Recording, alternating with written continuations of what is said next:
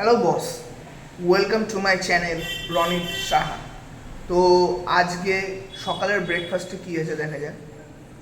ও এখানে এখানে আছে গরম গরম পরোটা আর আলুর চচ্চড়ি বা আলুর তরকারি যেটা বলা হয়, সাথে আছে এইরকম লঙ্কা।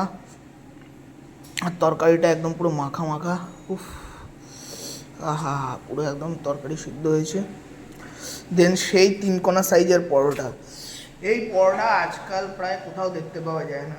বাইরে তো সব ওই গোল ধরনেরই পরোটা হয়, এবং এই পরোটা বাড়িতেও আজকাল তৈরি হওয়া বন্ধ হয়ে গেছে। খুবই কম বাড়িতে আমি এই তিনকোনা পরোটা আমি তৈরি হওয়া দেখতে পেয়েছি। এই পরোটার টেস্টই আলাদা, একদম পুরো গরম। চলো এবার খাওয়া যাক। একদম পুরো কড়া করেই ভাজতে বলেছিলাম, তাই কড়া করেই ভেজেছে।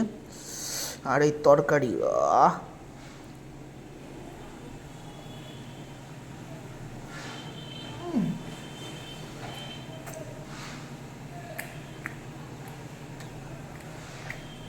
এই লঙ্কা, হুম,